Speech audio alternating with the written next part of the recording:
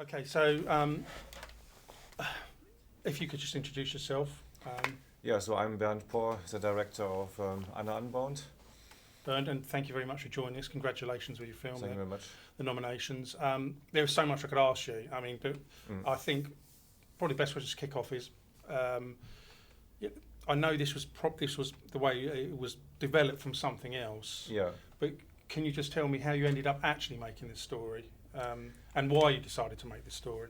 Yeah, that's a very good point, because the initial idea was the improv around a horror scenario. Yeah. And then we just developed it a bit further, and the idea behind this was to have a story which is European, which is looking into the background in Greece, in the economic crisis, and also I'm personally interested in trauma and general stories about that. Yeah, so my other life is being researcher in neuroscience. And is it? Yeah, right, and, okay. and so therefore. Wow. And so therefore, I can see the connection now. Yeah, Okay, exactly. And so therefore, I'm very interested in neuroscience, psychology, and so therefore, I thought, so how do I marry these two aspects together? Mm-hmm. And then I wrote a story about that. Yeah. So the first thing was the psychological angle. Yeah. Just developing that, and then basically at the same time, I knew I had Vaso for that, and I knew I would obviously. She would play Anna from the outset. Yes. And so therefore, the Greece story was obviously very, very, near or obvious to use that. And at the same time, I was very interested in the economic crisis in Greece. I've been many times there. Yeah, and who knows how that's all going to end. Yeah, exactly. And so therefore, I thought that's a perfect combination of that to make a story about this. Yeah, so making a story about social issues, at the same time trauma, and then just having an engaging story idea itself. Yeah. Yeah. So the twist or the story twist came out of this improv at the very beginning, and we started off with that, and thought, okay, so this twist we want to have, yeah, but anything else, we just developed this further out of that. And what's interesting with you? You've mentioned you have another life. Yeah. And I'm trying, for the life of me, trying to think. I can't think of another filmmaker I've spoken to that had they've all left other careers. One's been an accountant, one was a lawyer, so on and so forth. But they've actually taken that and just kissed it goodbye. Yeah. But it's interesting you carried on doing that as a duality. Yeah, exactly. And still filmmaking, which is. But I can see how you draw one into the other. Yeah. And do you have a preference? Or you just love them both? I just love both. It's a problem. I just really love science. Also working in science, doing research, and trying to understand the brain essentially. Yeah. And then at the same time, I just see fiction as a way of telling a story about the brain or the research. So I don't see it as a contradiction. No, I can say they marry up. Absolutely. Yeah, exactly. When you think of 2001 to Space, or other like Rain Man, or other stories which also have done that. Yeah. So therefore, I just love that to take very difficult subjects and dramatizing them, and also in the future I would like to continue with that. And that's something where I think it's a certain educational aspect in it, but I hate films which are educational, which are just hammering home something. Well, whether are we talking documentaries or fiction or both? Both, yeah. So therefore even fiction, I think when you think, for example, at The Big Short as an example, which was an educational film about the financial crash. Yeah. But they dramatized this in a way that it was actually really entertaining to watch. So even if it was quite tough subject matter. Yeah, I haven't seen it. A friend once said it was excellent, but I haven't exactly. privilege of watching it. And so therefore I personally always have a very strong background just trying to understand certain things, and then the question, so how do you dramatize it to make it interesting? Yeah. Yeah, and there are different challenges. It can be towards comedy, or it can be towards this dark drama. So I've done also comedy before. Oh, you have? Oh, right. Okay. Yeah. So therefore it was not just that. Yeah. and I mean, do you have a particular genre? You're not really about that. It's just if someone comes along that interests you, let's make it. Exactly. Yeah. And what was the most on that theme? What was the most positive thing you brought away from making this film? Is there anything that sort of sticks in your mind?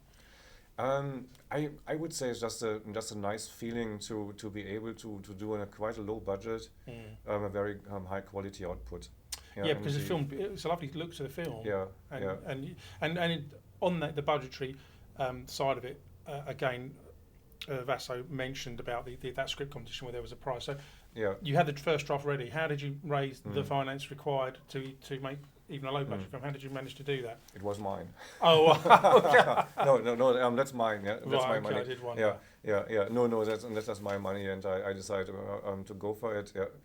But as I say, I've got also a very good job which paying for that, and so therefore other people buying a very expensive car, doing a cruise ship, whatever, for half a year or something like watches that. Watches and all that. Yeah, exactly. Yeah, nice watches. Yeah, so why not making a film? Yeah, and that's much more fun. Yeah. And did the shoot go as well as you hoped it would? Was there any sort of quirks to it? It was, except of one day, which was a bit iffy, which is always the case. You know, that you one day where it's a bit edgy, it was absolutely perfect, and we worked really very very hard together.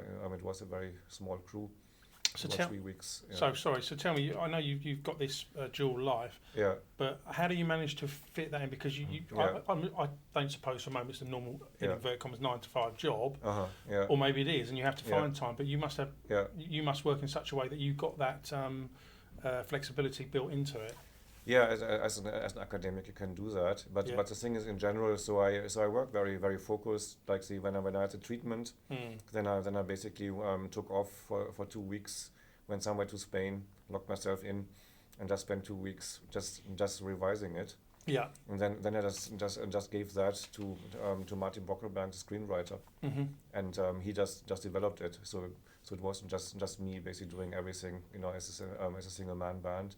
And then the actual shoot, I took off for that from work. Right. Okay. That was 3 weeks, and so we just battled through these 3 weeks, and then everything was there.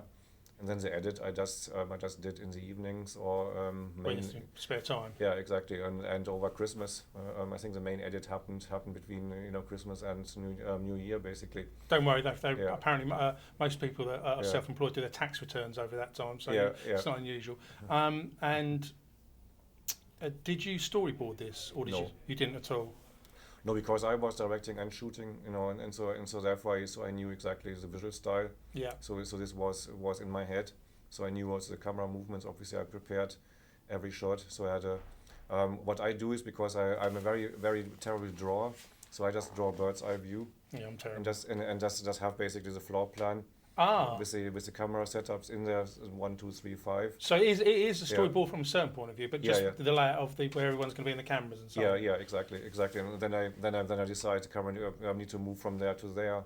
Right. And so I just made this within a week or something like this. Just a massive pile of sheets where I just documented every camera move. And how many cameras were you shooting with? The camera was a A100, very very old, but I used an external recorder. Right. Okay. Just to record on ProRes 422. So it's a single camera you're using. Yeah, single camera. Yeah, okay. just single camera shoot and properly lit, and so what you would be doing in a cinematic setting, that you have to relight it and make it look nice, for the shoots. But there were obviously a couple of difficulties in there, like at the end when Vasso is on the table, getting off, getting down in the basement and coming back up. Yeah. This is really just one single shot. Oh, was it? Yeah. So and this lasting is lasting roughly 12 or 13 minutes, where the guys upstairs had to reset the office. And how many takes did you have? Did you do? You can't have done it in one take, or maybe you did do it. Sorry, I know you've done it in a take. Was it just one take that you've done? No. We did 7 takes of that. 7 takes, yeah. Right? And the last one was fine. Yeah, there were just 2 or 3 things. We saw a light, and this could be removed afterwards in After Effects. Brilliant. But otherwise, it was just this take. Yeah. Also for Vasso, because I just want to see, her pain and everything in one go. And also, I have a background in theatre. So before I went into science, I worked in theatre. And so therefore we did quite a lot of rehearsals off camera.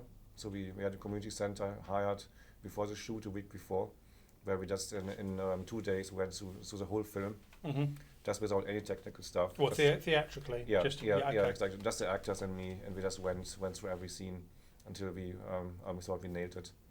So therefore, on the shoot itself, we knew already exactly how this should pan out. And also, as Vasso said, she has a theatrical training. Yeah. So therefore, in this way, we worked well. She seems to have quite a fascinating life, actually. Yeah. Because she's got, saying fingers in several acting pies, and exactly. I found that quite interesting. Well, perfect. Okay. Thank you very much for that.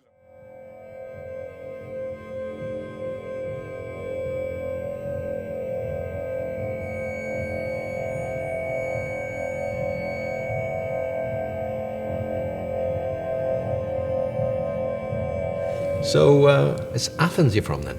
Yep. I think you'll do nicely. Thank you. Is there anything I can do for you? No, thanks, Roberto. It's just Robert.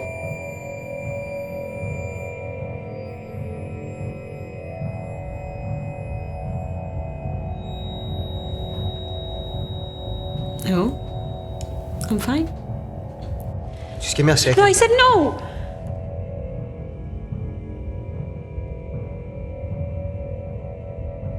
The others, they've not liked you.